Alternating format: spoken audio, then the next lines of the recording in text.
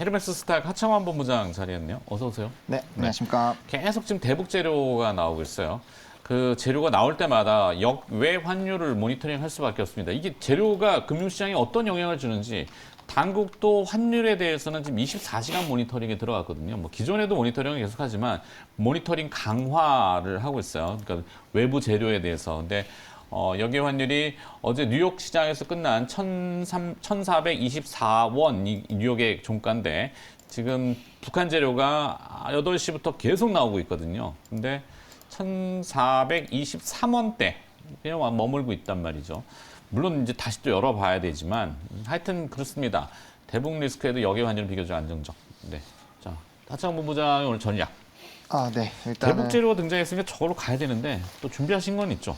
네, 사실 그래서 이제 대북 쪽으로 하려다가 네. 좀 너무 뻔할 것 같아가지고 그냥 저는 다른 쪽으로 했습니다. 네, 태양광 쪽으로 본부 보고 했는데 짧게 하고 어차피 대북은 네, 속보 계속 나오고 있습니다. 나오니까. 네, 그래서 뭐 짧게 말씀을 드리면 일단은 전쟁 리스크가 또 부각이 되고 있죠. 이제 이란, 사우디 전쟁 리스크가 또 어제 장중에 좀 반영이 됐는데 미국 당국이 밝힌 바 48시간 이내에 이란이 사우디 정유시설을 공습할 수 있다. 그렇죠.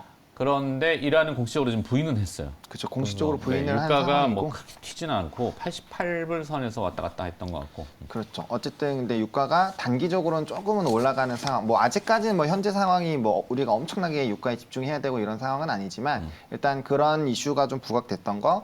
그리고 천연가스도 이제 매일매일 좀 급등락이 나와서 사실 여기 의미부여하긴 좀 어렵지만 좀 오늘도 8%가 넘게 좀 급등이 나왔거든요. 네. 뭐 전거래는 또 폭락이 나왔고요. 그래서 일단 변동성이 생긴다라는 것 자체가 외부 요인에 좀 영향을 많이 받는다라는 거고요. 그런 관점으로 보게 됐을 때는 또 대체 에너지 쪽에 수요가 또 늘어나지 않을까. 그러면 뭐 요즘 최근에 또 탄소 중립이라든지 이런 이슈가 많이 부각이 되고 있다 보니까 그 흐름이 자연스럽게 또 이제 태양광이나 풍력 쪽으로 좀 이어지지 않을까라고 생각이 들고 있습니다. 그리고 해당 섹터는 이전에 이제 좀 기대감을 받을 때보다의 주가 위치 에너지가 좀 많이 내려와 있는 상황이어서 또 이제 전거래를 보면 약간 좀 많이 눌려 있었던 종목군들에서의 좀 시세 분출이 나왔거든요. 그렇게 됐을 때는 계속적으로 전 세계적으로 영향을 받을 수 있는 환경과 에너지 쪽으로 좀 포커스를 잡아서 일단은 좀 말씀을 드리려고 하고 있고요. 일단은 뭐 실적적인 부분도 굉장히 좀 잘 나왔죠. 뭐 OCI 같은 경우는 영업이익이 전년 대비 60% 증가했고, 뭐 하나솔루션 같은 기업도 이제 90%가 넘게 좀 증가가 나왔고, 뭐 현대에너지솔루션이라든지 이런 뭐 관련된 종목군들도 뭐 대부분 실적들이 좀 잘 나왔습니다. 그래서 실적은 굉장히 좀 잘 나왔지만 뭐 일부 종목을 제외하고는 좀 주가의 위치 에너지가 낮아서 충분히 좀 저점 매수의 관점으로 접근이 가능하지 않을까라고 보고 있고, 일단은 뭐 폴리실리콘 가격도 키로당 지금 거의 $40 수준으로 좀 유지가 되고 있다라고 하는데, 이게 2020년 그러니까 폴리실리콘은 치킨 게임이 좀 굉장히 좀 있었고 $3 수준까지 빠졌었던 것들이 점진적으로 올라오면서 지금 $20까지 올라왔고, 이거는 뭐 다들 잘 아시겠지만 분기점은 월등히 좀 뛰어넘은 상황입니다. 그래서 이런 수익 구조들이 좀 좋아지게 되면은 앞단이 비싸지면 이제 뒷단도 가격의 상승 기조가 좀 유지가 될 수 있지 않을까. 그리고 미국의 선거가 공화당 쪽으로 조금 방향성이 잡히고 있어서 다음 주 8일 날 미국의 중간 선거가 있죠. 그렇죠. 그래서 그러면 단기적으로 뭐 석탄이라든지 이런 쪽에 대한 수요는 늘어날 수 있지만 탄소 중립이라는 거를 전 세계적으로 강화하는 상황이라서 그러면 이제 에너지 쪽에 대한 대체 수요를 늘릴 수밖에 없거든요. 그래서 IRA 법안에 약간의 타격이 생기더라도 태양광 쪽은 좀 그래도 흐름들이 괜찮지 않을까라는 관점에서 해당 섹터로 좀 골라봤고요. 뭐 OCI라든지 뭐 하나솔루션, 현대에너지솔루션 이런 관련된 종목군들이 있지만 일단 저는 OCI로 좀 토픽을 선정을 했고, 일단 폴리실리콘 가격 부분이 굉장히 좀 좋은 흐름이 유지되고 있는 것과 또 이제 중국 쪽을 배제하게 됐을 때 이제 반사 수혜들, 그리고 지금 차트적으로 봤을 때도 아랫부분에서의 이 움직임이 있어서 접근하시기에는 그렇게 좀 불안하시지 않지 않을까라는 관점에서 이 OCI를 좀 선정을 해보도록 하겠습니다. 자, 뭐 대체 에너지의 태양광 시장이 어떤 재료로 또 반응할지 모르겠지만 일단은 태양광 쪽을 봐주셨고 OCI. 네.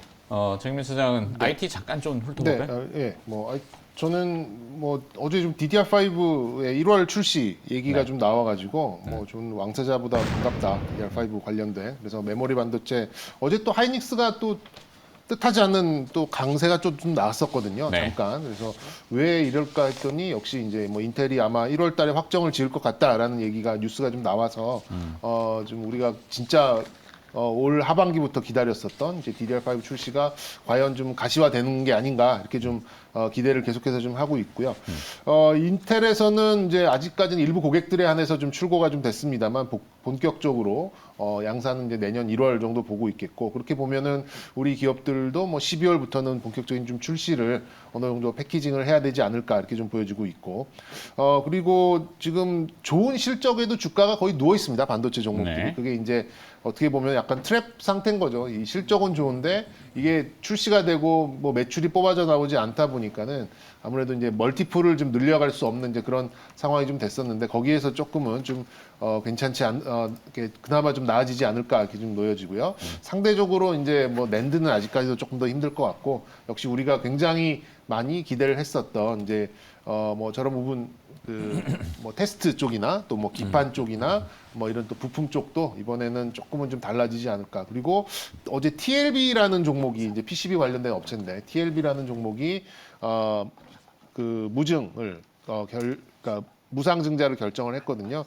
이렇게 좀 시기적으로도 뭔가 증자를 하고 뭐 이렇게 좀 키우려고 하는 이런 것들이 네. 좀 나온다고 한다면 아무래도 좀 생산의 증액에 대한 이제 그런 이슈도 뭔가 이 시기적으로 좀 맞닿아 있지 않나 이렇게 좀 보여지고요. 그래서 대표적인 종목들 뭐 제가 엊그제 말씀드렸던 넥스틴이나 뭐 ISC, 심텍, 아비코전자 같은 그런 대표적인 소부장들 오늘장 좀 안 좋은 상황에서 출발을 하겠습니다만 시장에 관심이 조금 더 올라오지 않을까 이렇게 기대를 해보도록 하겠고 그리고 그 방산 관련돼서 좀 말씀을 드리자면 지금 이제 그 스텔스기들을 대거 동원해서 이제 한미 연합 이제 그 공중 훈련을 지금 주로 하고 있어요. 그래서 좀 북한이 발사한 미사일을 보니까는 지대공이 반, 그다음에 탄도가 반 뭐 이 정도 좀 되는 것 같은데 뭐 계속해서 강조드립니다. 우리가 이거를 뭐 다른 여러 가지 상황이 있겠습니다만 지표적으로 본다 그러면 환율밖에 없거든요. 근데 네네. 환율은 아직 1,420원대, 23원, 뭐 24원 뭐 이 정도에서 왔다 갔다 하는 거기 때문에 그게 이렇게 부각되고 있지는 않습니다. 그래서 뭐 전통적으로 뭐 강세를 띠고 있는 뭐 빅텍, 스페코 뭐 이런 종목들이 뭐 조금 부각이 될 수는 있겠습니다만 그래도 전체적인 분위기는 그것들과는 조금 무관하게 지금 어제 미국장을 반영하고 있는 동시효과가 나오고 있다라고 먼저 좀 말씀드리고 싶고요. 그것을 제외하더라도 역시 뭐 하나 에어로스페이스나 뭐 한국항공우주, LIG 넥스원 이런 종목들은 그래도 시장보다는 네. 좀 강세로 갈 그런 좀 모습을 좀 보여주고 있습니다. 네. 그 방산을 안 여쭤볼 수 없어. 계속 등장하는 재료니까. 네.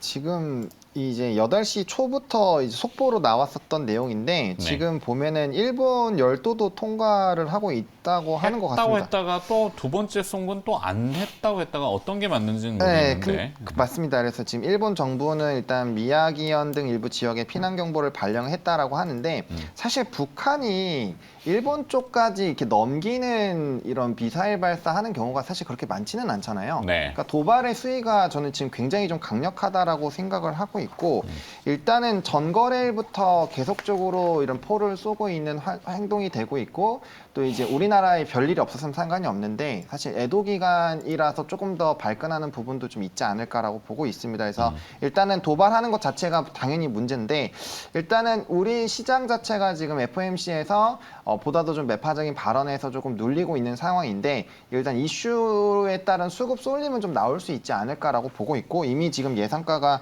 빅텍 같은 경우는 6%대 그리고 한일단조가 3.8%, 휴니드가 2.38%, 스페코가 2%대이거든요. 그래서 일단은 장 초반에 좀 수급 쏠림에 따른 급등은 가능하지 않을까라고 보고 있고요. 다만 시장 자체가 워낙 좀 눌려 있는 상황에서는 뭐 다들 잘 아시다시피 이제 급등이 나오면 빠른 차익에 따른 또 현금화 움직임들이 나올 수가 있어서 추적하시기에는 조금 부담스러우실 수도 있지 않을까라고 네. 좀 생각을 하고 있다라고 정리해드리겠습니다. 그렇습니다. 방산주라고 해야 되겠죠. 네, 그런 관련된 이슈들이 또 등장해서. 그러면 오늘은 네옴시티 쪽은 어제는 막 약간 불타오르네였는데 네. 좀 서글었나요? 오늘은 예, 뭐 좀 조용하네요. 그러니까 네옴시티를 저도 이제 관심이 많아가지고 저런 그 이제 교수님들, 건축학 교수님들의 유튜브나 네. 이런 이제 관련 이제 업에 종사하시는 분들의 유튜브 또 이런 블로그 이런 것들을 봤는데 더 라인이 물리적으로는 굉장히 힘든 불가능하대요. 건설이죠. 그러니까 네. 지금에 있어 컨셉에 많아야 20-30% 정도 반영을 하고 굉장히 많은 그러니까 롯데타워 같은 그런 유리가 양쪽에 그러니까 500m짜리 벽이 두 개가 쫙 있다라는 게 네. 굉장히 그러니까 사실상 거의 불가능한 이제 컨셉이라고 보고 있고 그렇게 된다 그러면 에너지가 그 지금 빈살 그 발표한 거에 거의 10배 이상은 소모가 될 수밖에 없다 이렇게 좀 보여지네요. 그래서 아직까지는 그래도 뭐 시장의 이슈고 살아있는 테마니까 뭐 네. 그거를 이렇게 비난할 필요는 없어 보이고요. 일단은 오늘 좀 약세를 좀 보이는 이제 뭐 전반적인 그런 분위기니까요. 이거는 뭐 시장이 그래도 좀 움츠러드는 와중이니까 오늘도 좀 조정은 이어지지 않을까 싶습니다. 네.